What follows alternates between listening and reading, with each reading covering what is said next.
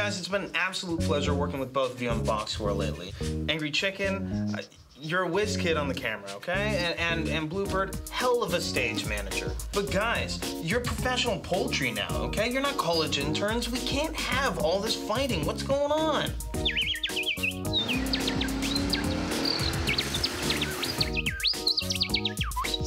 Hey, yo, man, my mama was in a cage, man. Listen, man, hold on. I'm gonna tell you about your boy, all right? The other day, I'm standing outside. I'm keeping it 500, talking to one of my shorty doo-wops, okay? Shit, I'm coming over tonight. What you want, a leg or a thigh? This mother right here rolls up on me. Oh, shit! Doo-doo. Right there. Cookie stain on the set. I've got to side with Angry Chicken. That's absolutely disgusting. But guys, can we put this aside for a little while? We got a show we got to get to. But score! I don't know a lot about sports, but I can drink a lot of beer. My motto is simple. C's get degrees. Need a long, inappropriate hug? I'm your man. I think I'm smarter than you, because I probably am. Howard Coward for Box Score. Hello and welcome to the Box Score. I'm Brock in Los Angeles. They are the Danettes in Milford, Connecticut. A massive day in March Madness in the books. McLovin, how about it? What was your best and worst for yesterday? Best win and best loss? Yes. Our best moment? For me, it's all about my bracket. I'm not going to lie to you. So my best moment was everyone in the Celebrity Challenge who had Iowa State and went down. Yeah. I was rooting hard for that one. My worst moment is that I'm actually in last place, so all my upsets fell through. But it doesn't matter. It really doesn't matter. Like, I got Purdue, Cincinnati, wrong. Harvard, wrong. Go down the list, wrong. But I didn't have Iowa State. By the way, I'm shocked you picked Harvard after they snubbed you during the 90s. Hey, you know what? It's not personal, Paulie. Never personal. It's business. I think they had a lot of applicants that year. They had to go with like sometimes they do that. They say they Or he just wasn't good enough. Don't sugarcoat it. I just wasn't good enough. No, I bet you were. That's Harvard. You know what? Screw Harvard. Yeah, Dartmouth, that's Ivy League adjacent. A story that's only getting cooler is the father-son duo from Georgia State University, and they called in to, Ron and RJ Hunter, let me get that out first. They called in and talked about their big victory over Baylor, blown Achilles and all. Who had more fun last night? Coach, I'll start with you. You or your son? Well, I think I had more fun because, again, as a father, to be able to watch your son, I mean, there's no greater moment. You can win a national championship. You can do this every year, but to do this with your son and to see your son have that much success is, as a father, it was unbelievable. RJ, you can make your dad look really good now by saying that he devised the play for you to take a 28-footer. is that what your dad called? I wouldn't say so. He kind of, did a little offensive coordinator hand signals without any timeout, so we kind of just figured out what we had to do. You weren't passing the ball in that moment, were you? Not at all. I knew as soon as we got the rebound, I was going to shoot that. Not at all. It was great hearing from the guys together. It was, we were talking about it as soon as that game ended. We all were communicating with each other. We got to get these guys on, from the falling down with the coach with the Achilles, falling off his chair with the wheels in it, and his son hitting the game winner. And just, you take a chance. We knew the coach had a pretty cool personality from hearing post-game interviews and, taking a shot at the president in the locker room. I didn't know much about as far as the son's skills, but putting them both together and having them have some fun with arguably the biggest moment, certainly one of the biggest moments of the tournament so far, was a lot of fun. And it's going to be hard not to root for Georgia State the rest of the way and see how far they can go with that father and son combo. I'll tell you one thing, Brock. One of the things in sports radio that's really tough is when you have two guests on at once.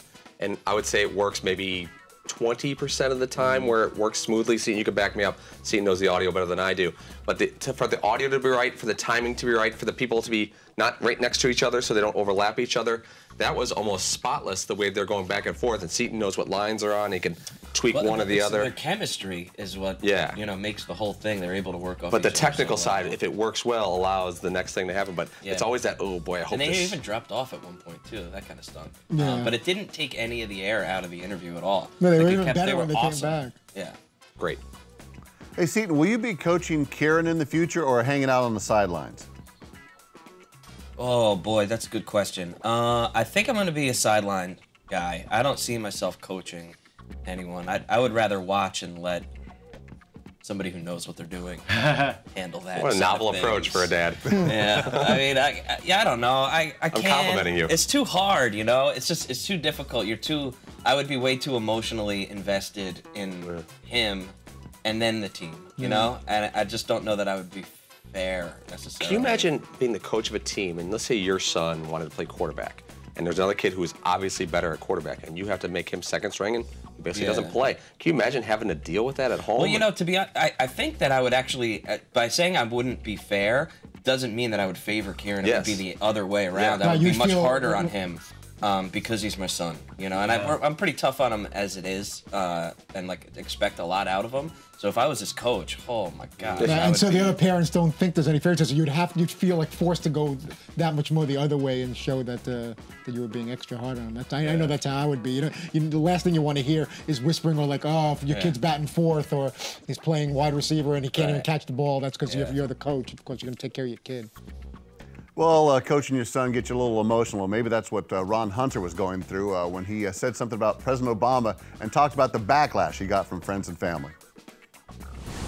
Man, I've gotten all these political texts. I'm not a political person. I do vote. I exercise my right and all that. But guys, quit sending me these emails about what I said. It was a joke about the Obama thing. Okay, excuse me, President Obama. I'm so sorry if I offended anyone. I really didn't mean to do that. But quit sending me emails and texts and threatening me with my taxes and all the other stuff. I'm so sorry. I will never ever do it again. He can pick anybody.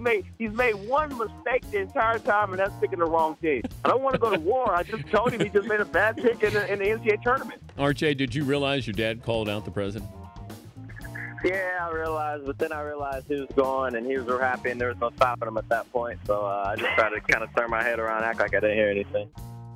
I just get the feeling once Ron Hunter's on a roll, there is no stopping him whatsoever. He took over the show. Yeah, and like for some reason, like I love that he called out Obama. It's not even a pro left or right statement. It's just hysterical that take that Obama for Philly Outrock. He's just the greatest trash talk. He deserves it. He won.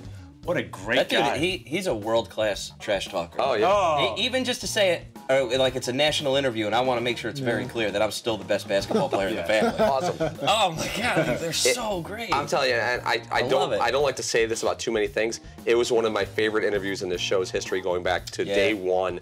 And, you know, there's been more important people on the show. There's been better interviews on the show. But I'm telling you, I think that's in the top 10 all time. I was sweating during the interview, and I mean that in a good way. Like, I'm like, this is so intense and great that I didn't want it to end. And, you know, we're pretty jaded here, and we just loved it. Also dealing with a cold. Yeah, that's full sweat. Yeah. Yeah. Hey, Paulie, which father-son duo in sports would you most like to have a couple of beers with? Father-son, man, that's a tough one. Dale Earnhardt Jr., Dale Earnhardt Sr. I was thinking about it for a second. If Dale Earnhardt Sr. were living, you know, I really liked him. I admire his son a lot more for his demeanor and personality and interviewing skills. Would you want, okay, if we're going to go bring somebody back. I know what you're going to say. Would you want that? Walter and Jared? I don't even like to think about that because that would be too emotional for me to even think that. about. I need a minute here. I got to meet Jarrett Payton, and he's a really nice guy. And I only got to meet Walter Payton, I mean, literally for 45 seconds when I was about 23 years old. So, yes, that's all-timer. But, yeah, I got to go with Walter Payton. But 1A would be Earnhardt's. Yeah. Good choice. Hey, you got one. You can tweet us at the Box Score Show and let us know who you want to have a couple beers with, father-son. Coming up, McLovin continues to baffle the world. The Box Score is powered by the Ram 1500 Eco Diesel. Every truck can tow a boat. Every truck can climb a hill. Every truck can haul a trailer. But not everybody has the most fuel-efficient half-ton truck on the road. Get more facts at ramtrucks.com.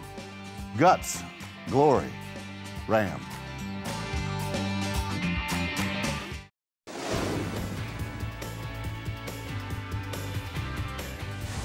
Welcome back to the Box Score. Like the rest of the nation, you guys are wrapped up in your bracket challenge, which is moderated by McLovin. Seton, McLovin is a known cheater. Why continue to put him in charge of things? Because it's fun. Because doing a bracket tournament challenge thing like this is a lot of work, and none of us want to do it. Right. And so we have McLovin do it, and it's more fun if he cheats than doesn't.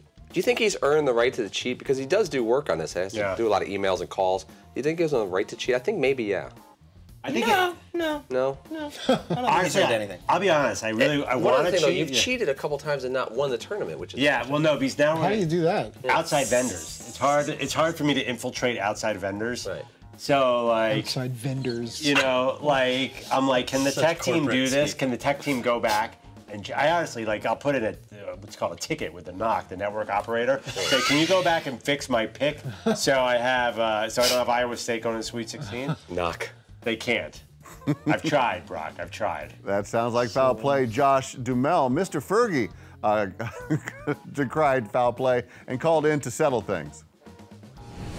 Josh, you know, is a person of the people, decided to get in there just like any Dan Patrick Show fan. Yeah. Filled it out himself on the computer. He just didn't hit save the right way. Well, that's a big accusation. You did say Pretty Boy didn't do it right, I think. I said, look at me and look at him. Who do you think Yeah. screwed up on the computer? The former quarterback from Minot State or the computer nerd from Dartmouth? All right, let's bring in the Pretty Boy, Josh Duhamel. Josh, how do you respond? I guess I just figured if I push submit, that's good enough. Wait, are you saying McLovin screwed this up, Josh? I think this is McLovin. This is all McLovin. Okay, so I just asked Josh, who's your Final Four? And he likes Duke versus UConn in the final.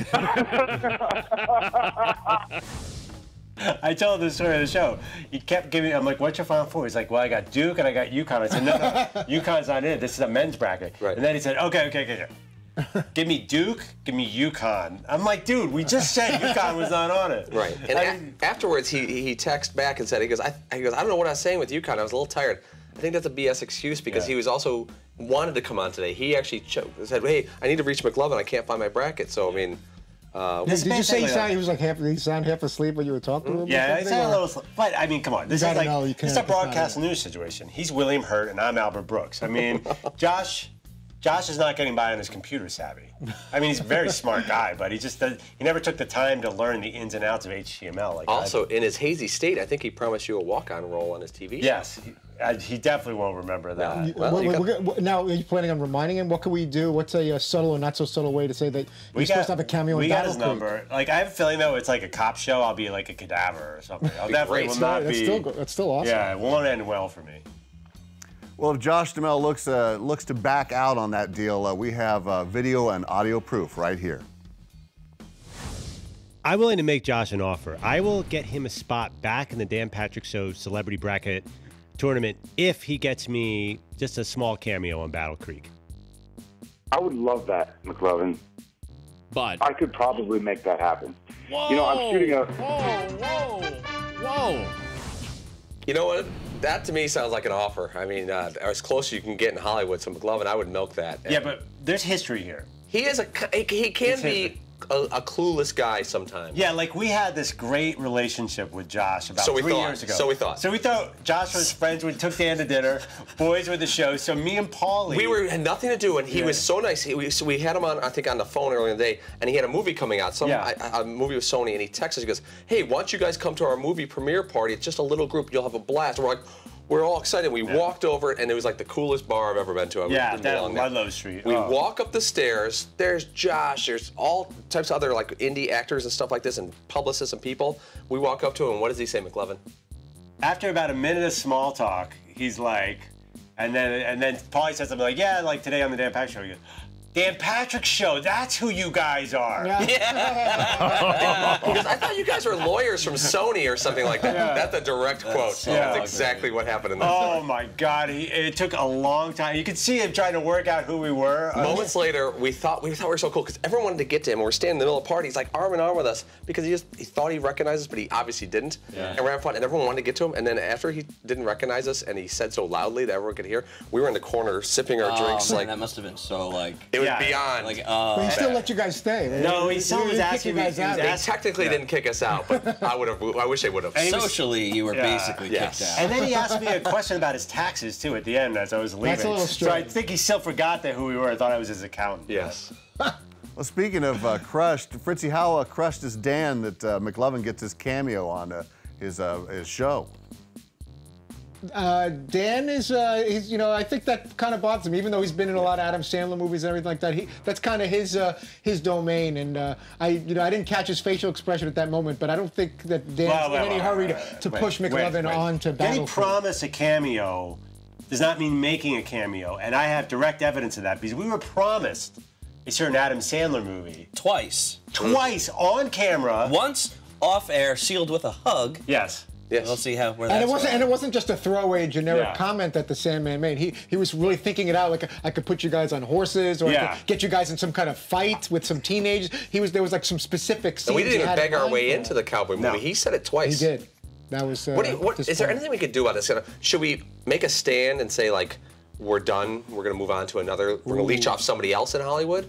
Or do we find a way to make Sandler feel real guilty? I think it's awful. Dan wouldn't like it, but if we pushed it a little further, if we reminded him that this is what he said to us, he seems like a nice enough guy. That's right. I did say you guys could be in it. Let me see what I can do. Throw away the pride and beg. Yeah, it's pretty much beg. Okay. And hopefully Dan wouldn't get mad at us that we pushed it further. He's going to regret it because when that movie comes out, we'll promote it and we'll say nice things about it, but we won't mean it, you know? Right. We'll be a little less excited, and that should affect the box office. Yeah. Well, what's actually making it so upsetting right now, this is sort of fresh for me that not being in that movie, is because the Pixels trailer just came out. Which good. And it's all over the place, and it looks awesome, and it's like, yeah, cool, we're in that. Oh, but we're not in that. Yeah, it kind of ruined it.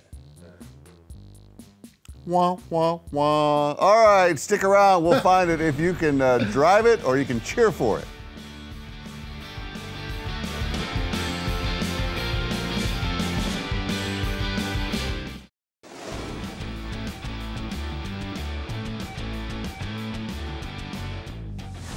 Welcome back to the box score. Guys, March Madness is here, and we're getting to see some pretty awesome mascots out there.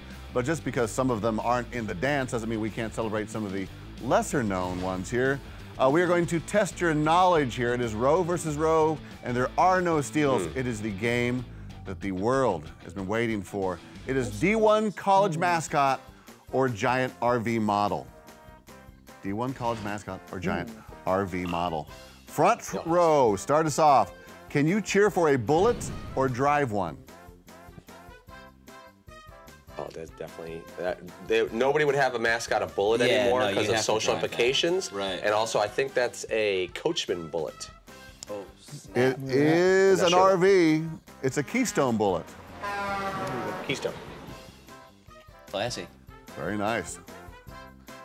Back row, can you cheer for a Comet or drive one? Well, there are teams called the Comets. Yeah, there's a WNBA team that they call a Comet. It has to be a current team that's in the tournament, or it could be any map. It could be anyone. Any Division One.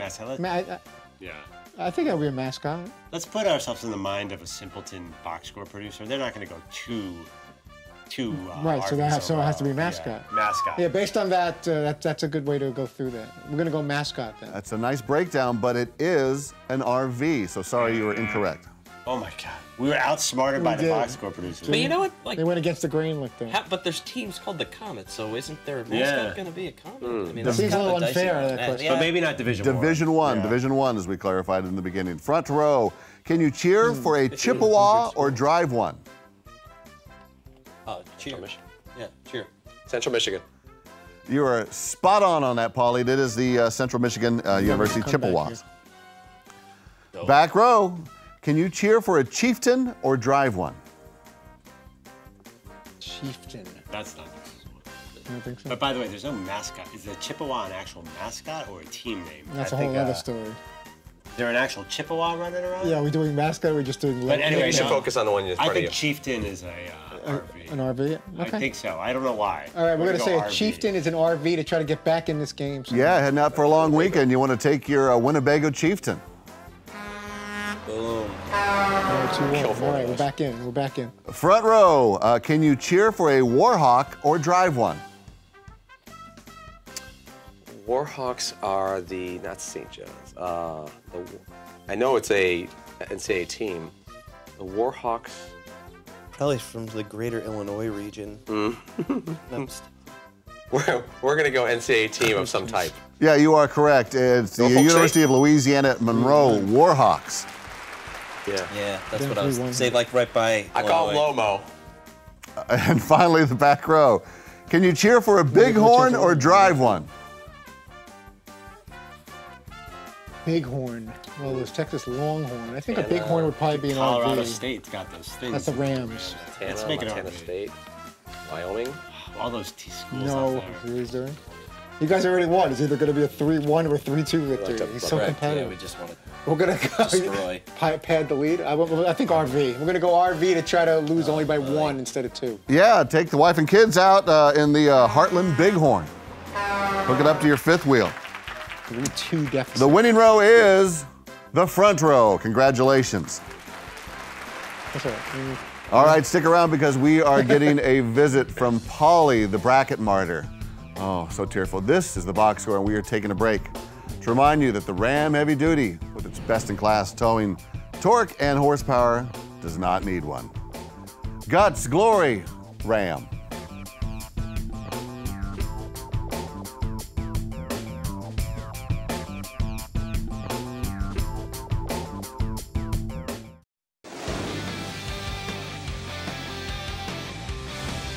We are closing up shop here at the Box Score Bar. Paulie, today you said that you couldn't root for brackets over amazing storylines. McLovin, you are the world's NFL insider. Do you cheer for your fantasy team over an amazing storyline? Oh, when I'm into fantasy, there is not. It's not even. Not only do I cheer for them, it's not even close. Like I will. The only thing that if I make a pick on the show, I root for that. Yeah. But fantasy is number one. I haven't cheered for a real team in forever, and I think most people are like me. I think most people put their fantasy team over their home team. But then the bracket thing we did today with the poll, it was 50-50. So how can you say most people? After that litmus test we had today. I think most people who fill out that poll are idealists. When the rubber hits the road, I think they're lying. I think you are lying too. It was easy for you today, Paulie, because you don't have Iowa State in the Final Four. But I had them going 2 rounds. 2 rounds is nothing. Dan had them in the final game. I am very competitive, so this is kind of it's the opposite of what my nature to not be as competitive. But I love upsets and storylines and come from nowhere stories more than I do anything I root for. Like, I like Michigan football, but when Appalachian State was about to take them down a few years ago, I was like, man, I want to see something every special. Team, though. I so do. It's not like really like you like Notre Dame football, you like Michigan football, you like Alabama football. So it's not like you're really like a team guy. But especially if what we do for a living, I could appreciate. I am an everybody guy. So that I still root, but I kind of root for everybody. I root for the best story. I just want to see greatness. Like when I was watching that game the other day and Georgia State won, I was like jumped off my chair and woke up. You know, I was like, oh my gosh. And I didn't think about my bracket, and I didn't, I maybe. No, I don't care. I honestly don't care about my bracket. Unless there's like, if it was like $10,000. Okay, so if you win this year, then you're not going to take any credit for it. I'm absolutely going to rub it in your faces if I win and say that more than you. That being said, that would be just a byproduct of it. Not like, that wouldn't change how I root game to game. Well, Paulie, what if a bracket championship would bring you free beer for the rest of your life, but a kid with no feet is playing on the opposing team? Who are you going to cheer for? Free beer or the kid with no feet? Kid with no feet, I mean. You can never call traveling on him. That's quite a story. I mean, no feet, that's a great story. Free beer, I mean, even he would understand. I mean, he would root for free beer over feet. Anyone can have feet. Take free beer Lots for life of people have feet. I've got feet, I don't have free beer. I mean, if you ask a kid with no feet, hey, get him a nice chair or something like that. Get him a nice, what is those rascals? And you can rascal around with a big case of beer in front of him at all times. Feet are overrated. I've got 2 of them, and they haven't done anything good for me. See, do you buy any of this, or is Paulie just trying to sound like a selfless producer? Do I buy any of the feet talk? No, I definitely believe he would take the beer. Any person in the right mind would take beer over feet. But in terms of the bracket thing, I don't think that Paul's as sort of like altruistic. Ambivalent, the word, like, I don't really care about my brackets. That's an absolute lie. The storyline thing is true because for a job, it's like, yeah, it's awesome. Like, there's no downside to having a great storyline. But that being said, we're going to have stuff to talk about whether your bracket does well or not. I don't believe the rooting for stories over the bracket thing. I don't believe that. Okay. Well, to the man with very skinny feet these days, Fritzy, who's on next week? We will catch up with Doug Gottlieb, and we will have Reggie Miller, also Cavaliers forward Kevin Fritzy's Love. head looks like it's floating in the box This score. is really, like it's a very big hat. When I bought this hat, it was no, but like you're just all in right. dark colors, and it's just your head sticks out. It's like a I'm floating all big head. black and white. Monstrous head. But yeah, Reggie Miller, Doug Gottlieb, Kevin Love will all be with us on. Wait, you're not going to describe because you're mad at me for what I said yesterday. Yeah, they may be sensitive about giving like little descriptions. UCLA grad and We made you sensitive. former Minnesota Timberwolf, now Turner has a Sports, beard. college He has an NBA. uncle who was in the Beach Boys, Mike Love. Mike Love, Former UCLA great. Bruin Kevin Love. Wouldn't Not a it be UCLA nice if you would join us with the box score on Monday right here on Audience Channel 239. The podcast is also available on iTunes or at podcast1.com. Have a great weekend. I don't know a lot about sports, but I can drink a lot of beer. My motto is simple. C's get degrees. Need a long, inappropriate hug? I'm your man. I think I'm smarter than you because I probably am. Hey, thanks for watching the box score. Holy cow!